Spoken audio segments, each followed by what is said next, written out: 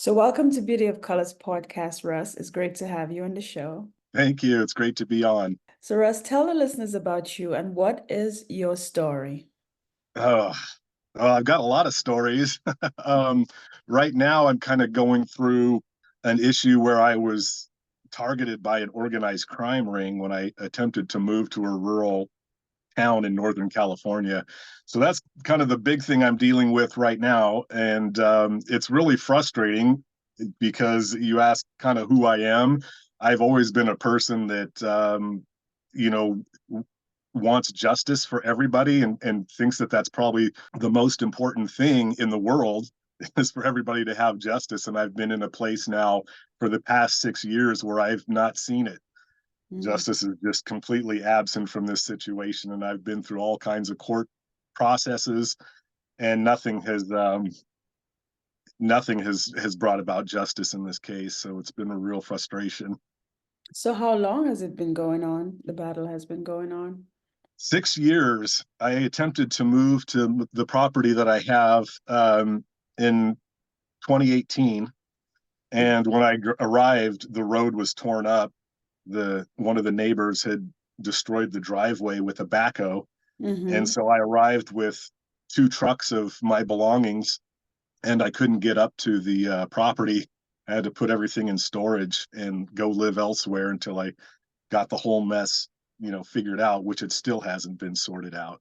Is that a rental property? Is that your property, or is it?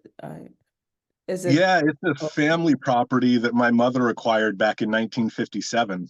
oh. And so my family's been using this property consistently for more than 60 years. And we've been using that driveway all of that time. And Mm-hmm. now these new neighbors that have moved in decided that they don't want us to be able to access our property. And so they just started blocking the road.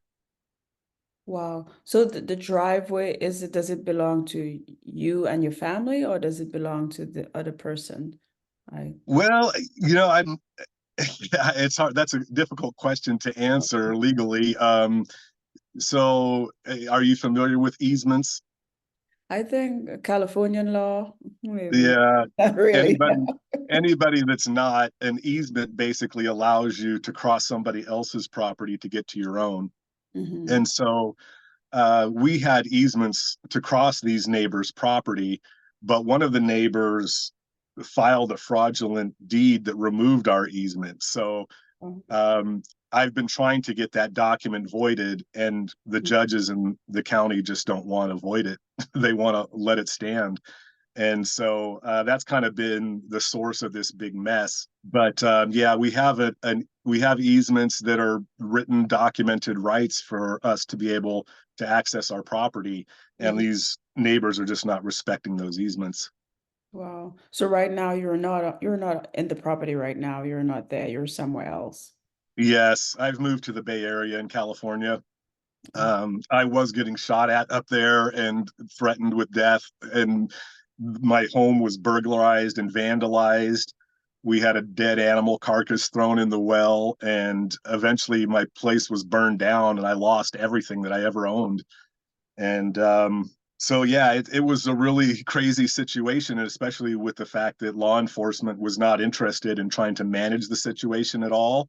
And the judges and DAs weren't interested in holding the people accountable for the things that they'd done. So they had a lot of boldness, doing anything they want to do because they know that they've got the DA and sheriffs in their pocket. wow. Is that in the suburb of is that in the city? That's not in the city where your No, property. Okay. yeah, well, California is a huge state, and the very northern part of it is so vastly different than most of the rest of the state. Yeah. It's really a lot of farmland. There's a lot of ranchers, Hmm. so it's very, very rural, very spread out. The city that I was living in was has less than 800 people, so Oh, it's really small. Yeah. small town. Okay. So, Russ, how did you live off the grid on a shoestring budget? How did you pull that off? Well, I was forced into that situation when I moved to the property. I had money to build a house and develop the property and have a really nice place. And because I wasn't able to actually move in and I had to store all of my belongings for a year, I had, burned through all of the money that I had saved. Mhm. So I moved onto the property and just bought a simple solar rig. So it was about $150 for the panels and the solar controller. And then I bought a couple of batteries for a couple $100. Mhm. And so it was a very simple system, but there was four solar panels. I mounted them to some wood so that kind of had a frame and they were bolted together essentially. Mhm. And then I could move that solar panel to track the sun throughout the day to get enough energy. Otherwise, that small system wouldn't have been very effective. So that was part of it, is just building a system where I could move the panels around to track the sun, because I didn't have money to buy a better system and more panels. Mhm. Wow. So when you did live off the grid, did you grow everything? Like, did you grow your food, or did you go in town to get it? Like, how did you do that? Because I know when you live off the grid, you're isolated, you're by yourself. So Right. how did you do that? Yeah, growing food was definitely a big goal of mine to do there. I didn't grow a whole lot of my own food, Mhm. uh, because it's tough ground to work, and it's not very flat in most places. I was kind of on the side of a hill. So Okay. without being able to bring a tractor up and do work, leveling out places and tilling up the soil and things like that, I didn't have a lot of options as far as gardening. So I had gotten a bunch of large pots, and Mhm. planted them with different foods, lettuce and bell pepper, and a few things that I enjoy eating. And so I did have a bit of a yield, and I did enjoy growing my own food and eating my own food that I started from sprouted seeds. So that was kind of fun. And I had compost pits. And Mhm. so I would throw my food waste into the compost pits and mix that up. So I was actually creating really good fertile soil for gardening, but I Mhm. didn't have a chance to really get into it on the level that I had hoped. So why did you retire from tech? Because you did go to school to be a technician, or what kind Uh, of tech are you? yeah, I didn't really go to school to be a tech. I Mhm. took a little bit of college, just a couple of semesters. And I was really too broke to try to keep it up. And so when I was younger, I was just felt like I just needed to work and try to make money. Mhm. So most of my experience was in construction and restaurant work. And so I was doing food service for a while, and Mhm. I'm really too tall for that type of work. And my back Mhm. started hurting like really, really bad when I was 22. And bad enough that it was like the biggest thing in my life. Like I had to figure out how to resolve this pain, how to deal with it, how to live with it, how to try to reduce it. And one of the things that was obvious is I just had to stop working in restaurants and move into tech. And that took about 7 years of doing temp jobs, living paycheck to paycheck and scraping by. And then I finally got a full time position. And I worked mostly in support. So I started off in what's called help desk, which is when anybody has any computer problem, they call the help desk and you try to help them over the phone. Um, and then I moved up to what's called second level support. So if the help desk can't solve a problem, they send the second level support person to assist. And then I moved into training, which was really interesting. I enjoyed training a lot. And basically, that's showing attorneys and secretaries and other employees how to use the computer more effectively and more efficiently. So I did that for about 18 years in Los Angeles. Mhm. And after getting to be in my late 40s, the back problem was still an issue, even though I had been working in corporate work. It was still a big issue, and it just seemed like it was a good time to retire rather than trying to work out all the time and then try to work and then do physical therapy. It was just too much. And so Mhm. I thought it would probably be much better for me if I just focused on the working out and physical therapy. So you have a lot of professions under your belt. You have quite a Yeah. bit. Um, tell us a little bit about what was your like your interest? Why are those professions why did it interest you? Why did you go into them? And are you still doing them right now, or did you put Yeah. them on the back burner? Yeah, well, most of my hobbies and interests are on the back burner now while I deal with the property situation. But I think my mom, well, I know that my mom was a giant influence on me, and she was an incredible pianist. She was also a really good painter and sketch artist, and she was a good writer and a great photographer. So she had all these skills, and she was always using them. And it was really interesting to see, the things that she would come up and put out and come up with and put out. Every year she would do a unique Christmas card where she would draw or sketch something. And it was always really cute and unique and very personal. Mhm. And I thought that was a really nice touch. And so some of these things got me interested in creative endeavors as well. Um, and I eventually started carrying on her tradition of creating these unique Christmas cards.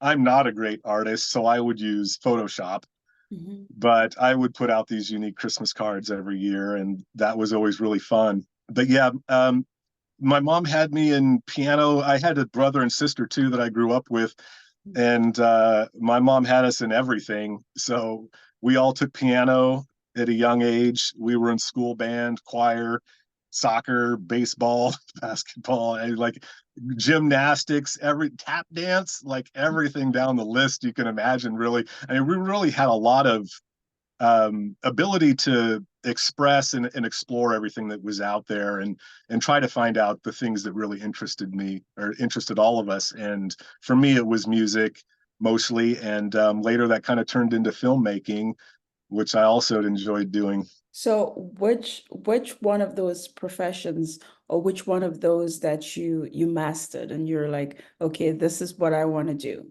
for That life? was definitely music. I Okay. started playing guitar when I was 17, Mhm. and it's the guitar is a tough instrument to pick up. It's not easy to play, and you don't sound very good those first couple of years when you're just learning. But I was able to get over that hump, and then I got discouraged again when some of my friends who had a ton of music gear, and I just had like a tiny little amp and a cheap guitar Mhm. and no good effects. But my friends were complaining about how they didn't have a big mixing console and how they weren't going to be able to do anything because they didn't have more gear. And Mhm. I was like, gosh, how am I ever going to get there? And I was discouraged for a while. And then I started to keep with it. And eventually I got all the good gear and good recording equipment. And I was able to produce my own music and record it myself in the home.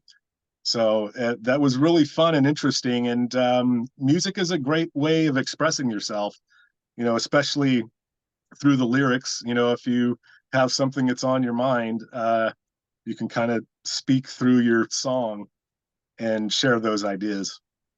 So what are some of the songs that you have? Are they on Spotify, Apple Music right now? Yes. Spotify, iTunes, SoundCloud, Bandcamp, and YouTube. So all five of those Hmm. mediums. And the names that I produced music under were Charan Pagan. That was my name when I was born. Hmm. And it definitely sounded a little cooler than Russ Farnsworth. So I kind of made some of my music under the name Charan Pagan, and that's spelled Charan Pagan. And Okay. then I also created, it was a solo project, but I didn't want it to look like one. So I Hmm. gave it a name, Mind at Rest, Hmm. and that's rest spelled with a W. So WREST, kind of a play on words there, Hmm. giving an opposite meaning of what it actually sounds like. So And what genre oh, is your music? What genre is that? the Charan Pagan genre was really an eclectic mix of stuff. a lot of acoustic stuff, and even some piano songs and synth and pop songs, rock and roll. The Mind at Rest and the band Enslavier I was in, that was very much thrash metal. So that very high energy and heavy music, but a lot of fun. Well, that's nice. So, where can the listeners get in touch with you? Do you have any speaking engagements? Do you have a website where they can get in touch with you and kind of ask you questions about what's going on and how you're handling what's going on with your property and stuff like that? If you have any advice for the listeners. I'd love to give advice. So yes, anybody that has questions about music, living off the grid, or any of that stuff, or dealing with obstinate neighbors, sure, they can always reach out to me through my website. And the website, excuse me, is russandwatson.com. Again, Watson is my big guard dog who kind of protected me through all the craziness in Siskiyou County. So I named the website russandwatson.com. And I do have my podcast appearances posted there. So if anybody wants to see other podcasts that I've been on, there are links there. And there's definitely ways that people can help me with my situation, or just send me a message and ask questions about what's going on and what the updates are. Okay, well, thank you, Russ, for being on Beauty of Colors podcast. Thank you. It's been a pleasure.